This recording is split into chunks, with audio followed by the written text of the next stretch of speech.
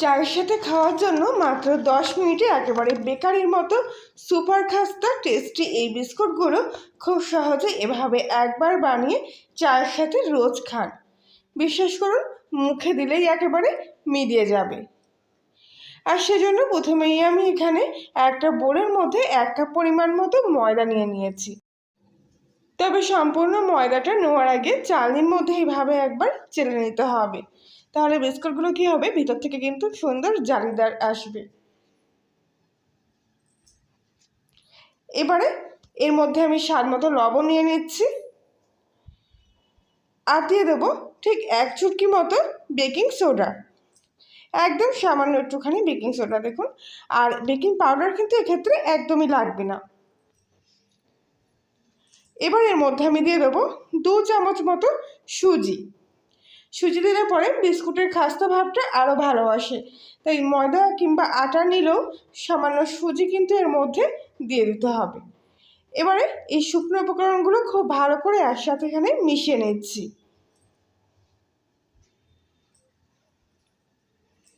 এই অবস্থায় এখানে আমি নিয়ে নিয়েছি 1 কাপের 3 ভাগের 1 ভাগ পরিমাণ মতো সাদা তেল। সম্পূর্ণ তেলটাই ময়দার মধ্যে নিয়ে নিলাম। আপনারা এখানে তেলের পরিবর্তে ঘিও ব্যবহার করতে পারেন, তবে পরিমাণটা একই রাখতে হবে। খুব ভালো করে এবার তেলের সাথে ময়দাটা এইভাবে মিশিয়ে নিচ্ছি।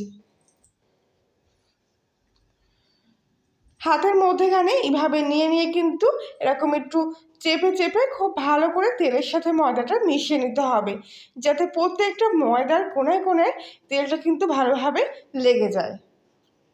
আর কিছুক্ষণের মধ্যে যখন দেখবেন ময়দাটা এরকম এক জায়গায় হয়ে আসছে হাতের মুঠোর মধ্যে নিলে, তখন সেই অবস্থায় এর মধ্যে দিতে হবে গুঁড়ো করা চিনি। এখানে আমি 1/2 কাপ পরিমাণ মতো চিনি এর মধ্যে নিচ্ছি। তবে আপনারা এই চিনির পরিমাণটা কমিয়ে বা বাড়িয়ে নিতে পারেন, যেরকম আপনারা মিষ্টি খেতে পছন্দ করবেন। তবে এই পরিমাণ চিনিতে, মানে 1 কাপ ময়দায় 1/2 কাপ চিনিতে মিষ্টির পরিমাপটা কিন্তু একেবারে পারফেক্ট আসবে। খুব ভালো করে এবারে ময়দার সঙ্গে চিনিটাও এভাবে একটু মিশিয়ে নিতে হবে। আমি এখানে কোনো ফ্লেভার অ্যাড করছি না, কেননা এই বিস্কুটের যে নিজস্ব একটা ফ্লেভার আছে, মানে বেক করার পর যে গন্ধটা এমনিতেই ছড়ায়, সেটা কিন্তু এমনিতেই দারুণ। তাই এর মধ্যে এক্সট্রা করে কোনো ফ্লেভার আর দেওয়ার প্রয়োজন হবে না। তবে আপনারা চাইলে এলাচের গুঁড়ো কিংবা ভ্যানিলা এসেন্সের মধ্যে ব্যবহার করতে পারেন। চিনিটা ভালো করে মেশানো হয়ে গেলে এবার আমি এর মধ্যে দিয়ে দিচ্ছি সামান্য জল। একদম সামান্য জল নেব বলে এইভাবে কিন্তু চামচ মেপে মেপে জলটার মধ্যে দিলাম। প্রথমে 1 চামচ মতো জল দিলাম, দিয়ে ভালো করে মেখে নিলাম।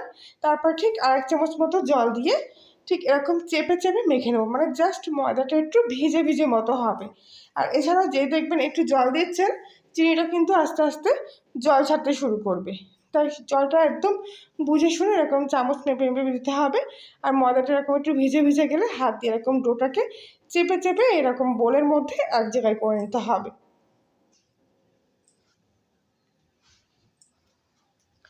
সম্পূর্ণ ময়দাটা এরকম ভালো করে হাতের উল্টো পিঠ দিয়ে চেপে চেপে বোলের মধ্যে এরকম এক জায়গায় করে নিলাম। এবার এখানে একটা এরকম চাকি নিয়েছি, আর চাকির ওপরে এই বোলটা সম্পূর্ণ এইভাবে উল্টে দিলাম। দেওয়ার পর বোলটা এখান থেকে আমি তুলে নিচ্ছি। আর ময়দার ডোটা দেখতে পাচ্ছেন ঠিক এরকম কিন্তু ঝুড়ো ঝুড়ো মতো হয়ে যাবে, যার কারণে এটা কিন্তু কোনো ডোভাবে মাখানো, এরকম করে কিন্তু ঝুড়ো ঝুড়ো করে মাখায়। এবার কী করতে হবে, হাত দিয়ে এরকম করে চেপে চেপে নিতে হবে, ওপর থেকে সাইড দিয়ে ভালো করে চেপে চেপে নিতে হবে। তারপর ওপর থেকে সমান করার জন্য ঠিক এইভাবে যে অংশগুলো সমান হয়নি যে জায়গাটা, সেভাবে কিন্তু এরকম করে একটু ছড়িয়ে নিতে হবে। আশা করছি আপনারা দেখলে বুঝতে পারবেন। ঠিক এরকমভাবে ছড়িয়ে নিয়েছি, নিয়ে এবার চাকু দিয়ে দিয়ে ঠিক এরকম করে করে কিন্তু একটা চৌকো মতো সেভ করে নিচ্ছি। দেখতে পাচ্ছেন এরকম চাকু দিয়ে দিয়ে চৌকো করে নিয়েছি। হাত দিয়ে করার চাইতে এইভাবে চাকু দিয়ে করলে বেশি সুবিধা হবে। আর ওপর থেকেও এইভাবে সমান করতে হবে, যাতে কোথাও উঁচু কিংবা কোথাও নিচু না হয়ে থাকে। ঠিক এরকম করে তৈরি করলে পরে বিস্কুটগুলো যে এত সুন্দর হবে যে যেগুলো বেকারিতে খান না, যে মুখে দিলেই একদম দেখবেন হাওয়ার মতো মিলিয়ে যাচ্ছে, ঠিক এরকম ধরনের হবে। কিন্তু বিশ্বাস না হলে একদিন বাড়িতে ট্রাই করে অবশ্যই দেখবেন, তারপর কমেন্টে জানাবেন। এবার এখানে কিছুটা পেস্তা বাদামের কুচি নিয়ে নিয়েছি। পেস্তা কুচিগুলো ওপর থেকে এইভাবে ছড়িয়ে দিচ্ছি। এবার কি করব, চাকুটা এরকম পাতিয়ে নিয়ে ঠিক ওপর থেকে এরকম ট্যাপ ট্যাপ করে করে খুব ভালো করে কিন্তু এই ময়দাটাকে এরকম চেপে চেপে জমিয়ে নেব। একটু হালকা হাতে এরকম ট্যাপ ট্যাপ করলে বুঝতে পারবেন ময়দাগুলো কিন্তু এরকম এক জায়গায় হয়ে আসছে। আগের মতো ঝুরো ঝুরো ভাবটা থাকবে না, খুব ভালো করে এইভাবে চেপে চেপে দিতে হবে যাতে ভেতরে কোথাও কোনো ফাঁকা না থাকে। এবার দেখতে পাচ্ছেন ওপরের পোর্শনটা কত সুন্দর দেখতে লাগছে, আর পেস্তাগুলো কিন্তু খুব ভালোভাবে সেট হয়ে গেছে। এবার অন্য একটা প্লেটের মধ্যে ততক্ষণে আমি 1 চামচ মতো সাদা তেল নিয়ে খুব ভালোভাবে প্লেটের মধ্যে এইভাবে ব্রাশ করে নিচ্ছি। এবার আগে থেকে যে ময়দা ডোটা রেডি করে রেখেছিলাম তার থেকে এরকম একটা কৌটো কেটে নিয়েছি এরকম অর্ধেক করে। সেই কৌটোটা দিয়ে এইভাবে কিন্তু প্রত্যেক কটা বিস্কুট কেটে নিয়ে ঠিক ওই তেল ব্রাশ করা প্লেটের মধ্যে এইভাবে এক এক করে বসিয়ে নিচ্ছি। খুব হালকা হাতে কিন্তু করতে হবে। এইভাবে কৌটোটা বসিয়ে দিয়ে এরকম চেপে নিলাম, দেখতে পাচ্ছেন এটা কিন্তু কেটে উঠে গেল। আর ঠিক এবার থালার ওপর নিয়ে এইভাবে বসিয়ে দিতে হবে। একদম সিম্পলভাবে তৈরি করলে কিন্তু ভীষণ দারুণ হবে, আর খেতেও একদম খাস্তা হবে। এ দেখুন হাতের মধ্যে করেও কিন্তু আপনারা এইভাবে নিয়ে নিতে পারেন, নিয়ে প্লেটের মধ্যে আস্তে করে বসিয়ে দিতে পারেন। এগুলো কিন্তু প্রথম অবস্থায় খুবই নরম থাকে, কারণ দেখতেই পেলেন কীরকম ঝুরঝুরে ময়দাটা আমি এক জায়গায় করে নিয়ে এসে তারপরে কিন্তু এগুলো তৈরি করছি। তাই একদম হালকা হাতে করতে হবে যাতে তৈরি করার সময় ভেঙে না যায়।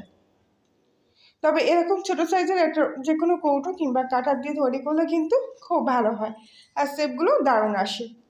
প্রত্যেকটা বিস্কুটই আমি ঠিক একইভাবে এখানে তৈরি করে নিয়েছি, আর এগুলো এরকম গায়ে দিলেও কোনো অসুবিধা হবে না। এবার এগুলো বেক করে নেব, আর সেজন্য একটা কড়াই বসিয়ে দিয়েছি। কড়াইটা ভালো করে গরম করে নিয়েছি। গরম হয়ে গেলে বিস্কুটের প্লেটটা কড়াইয়ের মধ্যে বসিয়ে দিলাম, আর ঢাকা দিয়ে গ্যাসটা প্রথমে 2 মিনিট মতো পুরোপুরি হাই ফ্লেমে রাখবো, আর তারপর গ্যাসের ফ্লেমটা একদম সিম আঁচে দিয়ে দেবো ঠিক 10 মিনিট মতো। আপনারা ভাবছেন তো 10 মিনিটে কী করে এগুলো বেক হবে? বিশ্বাস করুন 10 মিনিটের চাইতেও হয়তো কম সময় লাগতে পারে যদি কড়াইটা ভালোভাবে হিট থাকে। কেন, যেহেতু একদম জল নেওয়া না, পুরো খাস্তা করে মাখা, তাই একদমই বেশি সময় লাগে না, খুব তাড়াতাড়ি এগুলো বেক হয়ে যায়। 10 মিনিট পর আমি ঢাকনাটা খুললাম, আর দেখলেই বুঝতে পারছেন এই বিস্কুটগুলো কিন্তু পুরোপুরি তৈরি হয়ে গেছে। তবে গরম অবস্থায় হালকা নরম থাকে এগুলো, তাই পুরোপুরি কড়াই থেকে নামিয়ে একদম ঠান্ডা করে নিতে হবে। তাহলে দেখবেন খুব সহজে প্লেট থেকে উঠেও আসবে, আর একটা বিস্কুট ভেঙেও যাবে না। প্রত্যেকটা বিস্কুট কড়াই থেকে এইভাবে নামিয়ে নিয়ে কিছুক্ষণ ঠান্ডা করে নিয়ে এবার এক এক করে আমি এখান থেকে উল্টে দিচ্ছি। দেখুন উল্টো পিঠটা কত সুন্দর হয়েছে, আর কত সহজভাবে প্লেট থেকে উঠেও আসছে, একটাও কিন্তু লেগে যাবে না। ঠিক এই প্রসেসে বিস্কুটগুলো যদি আপনি প্লেট থেকে তোলেন। আশা করছি আজকের রেসিপিটি আপনাদের কাছে ভালো লেগে থাকবে। ভালো লাগলে প্লিজ লাইক শেয়ার কমেন্ট করে জানাবেন। আর আপনি যদি কলিনের রান্নাঘরে নতুন সদস্য হয়ে থাকেন তাহলে প্লিজ চ্যানেলটিতে একটু সাবস্ক্রাইব করে দেবেন, আর পাশের বেল আইকনটি প্রেস করবেন নতুন কোনো ভিডিওর আপডেট পাওয়ার জন্য। সব বিস্কুটগুলো আমি এবার একটা অন্য প্লেটের মধ্যে ঢেলে নিচ্ছি, আর দেখুন কালারটা কত সুন্দর এসছে, আর একদম খাস্তা। আমি একটা বিস্কুট এখান থেকে ভেঙে নিয়ে দেখাচ্ছি, আপনারা দেখলেই বুঝতে পারবেন, আমাকে মুখে হয়তো বলে বোঝানোর প্রয়োজন হবে না। এগুলো আপনারা একবার বানিয়ে স্টোর করেও রাখতে পারবেন অনেক দিন ধরে, চায়ের সাথে খেতে কিংবা হালকা খিদে পেলে দারুণ লাগবে। বাচ্চারা দেখবেন একবার এই বিস্কুট খেলে বাজার থেকে আর বিস্কুট কিনে খাওয়ার কথা ভুলেও ভাববে না। তাহলে বন্ধুরা আজকের মতো এই পর্যন্তই, সবাই ভালো থাকবে।